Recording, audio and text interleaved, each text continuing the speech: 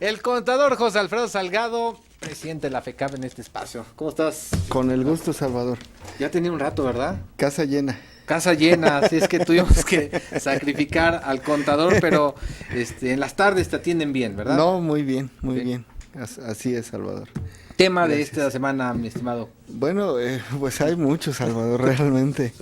Vemos que la dinámica que está tomando el país y el estado y la capital en temas económicos y pues el tema político también que no puede quedarse de lado, ¿no? Sí, claro. De hecho, pues precisamente las finanzas públicas y la política pública incide en todos los sectores económicos y de la sociedad en general. Y uno de ellos, Salvador, es el tema de la inflación que se presenta hoy en el diario oficial de la Federación, donde el INEGI saca el dato que tenemos una inflación de 2.7%, Ujú. es decir, menos del 3% de lo que va de enero a la fecha. Sí. Y esto, Salvador, en términos macroeconómicos, pues pareciera ser que estamos alcanzando los índices pronosticados al inicio del año. Sin embargo, quiero hacer notar que este índice de inflación pues es originado de la suma de los aumentos o disminuciones de una cantidad de artículos, tanto de la canasta básica como del sector servicios, del sector turístico, de las aseguradoras, de la telefonía, en fin, se toman datos representativos que permitan pues llegar a una medición y que al país le sirva macroeconómicamente. Ujú. Pero la gente pues no resiente una inflación del 3%, Salvador. Ujú. Con el aumento tan considerable que se tuvo en la gasolina, en la energía eléctrica, pues la gente está preocupada porque los salarios mínimos pues no alcanzan para lo que se dice deben de considerarse. Entonces luego de ahí pues es de que esa preocupación que se externa de la gente hacia nuestros gobernantes en turno, Ujú. pues se ve también de alguna manera impactada porque por un lado el SAT pues está muy eficiente cobrando impuestos, Ujú. está llevando a cabo ya revisiones electrónicas a través de la facturación electrónica, el buzón tributario, la contabilidad electrónica, en fin, todo lo que hemos venido comentando, está muy puntual cobrando impuestos. Pero al momento de la aplicación, Salvador, es donde los ciudadanos no vemos. Ujú.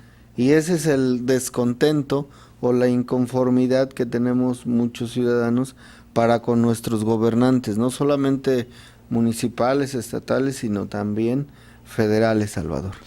Pues prometieron que las reformas iban a permitir que la gasolina no incrementara, ¿no? O el servicio de la energía y pues algo ocurrió también. Sí, lamentable, fíjate que yo como economista, como fiscalista y como empresario, pues estoy abierto a todas las expectativas de que generen una economía, una fluctuación económica y que permita que los trabajadores accedan a mejores salarios.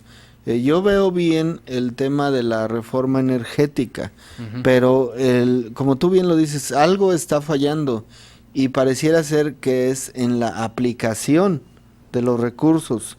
Sale hace algunos días, semanas, la famosa reforma del Sistema Nacional Anticorrupción, Ujú. precisamente para tratar de abatir todo esto. Pero pareciera ser que no es suficiente. Reforma tras reforma, el Ejecutivo Federal, los ejecutivos locales, no logran atinar el ejercicio de las finanzas públicas. En teoría, Salvador, deberíamos de tener este año una gasolina muchísimo más barata en relación al año pasado, que sí se dio al principio del año, en el mes de enero, tuvo una disminución, este, pero se disparó en este mes, el 1 de agosto, se disparó dentro del rango que se tenía contemplado en la ley de ingresos para el costo de la gasolina, se fue al nivel más alto.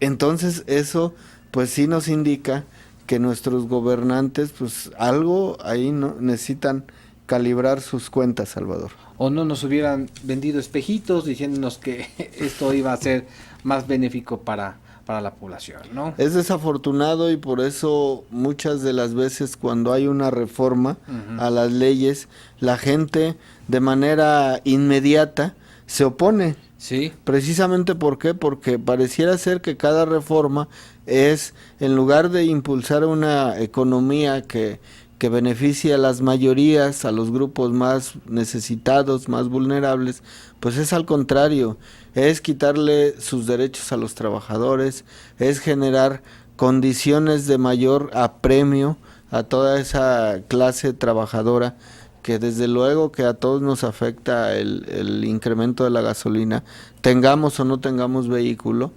y pues es lamentable, Salvador, que nuestro sistema energético, que somos productores de petróleo, pues deberíamos de tener una gasolina más barata. En tema de energía eléctrica también se requiere hacer una inversión importante en activos productivos para que se genere una condición de energía eléctrica también más barata.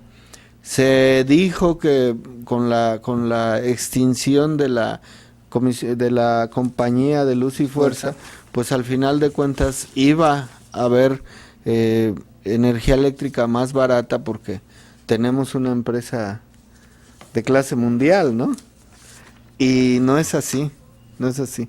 Algo está fallando. Sigue habiendo quejas. Te comparto lo sí. de las ciudades con mayor y menor inflación en México durante el mes de julio, de acuerdo a estos datos que ya hacía referencia con fuente del INEGI. Las ciudades con mayor inflación: Tepatitlán, Jalisco; Tijuana, Baja California; y la ciudad de Querétaro. Las de menor inflación: Ciudad Jiménez, Chihuahua; Guatabampo, Sonora; y Ciudad Acuña, Coahuila, las de menor inflación. No aparece ahí Morelos, me imagino que estamos en la media, ¿no? Fíjate el efecto tan importante que tiene los paquetes turísticos, Salvador. Las ciudades donde tuvieron mayor inflación es precisamente porque el incremento fue en tema de turismo, mientras que las ciudades que no tuvieron tanta inflación, precisamente porque no son zonas turísticas. Morelos es zona turística netamente, Cuernavaca en lo particular por la cercanía con el DF, pero creo que afortunadamente no tuvimos un disparo en los precios que nos pudiera considerar como un estado o como una ciudad donde alcanzáramos un alto índice inflacionario.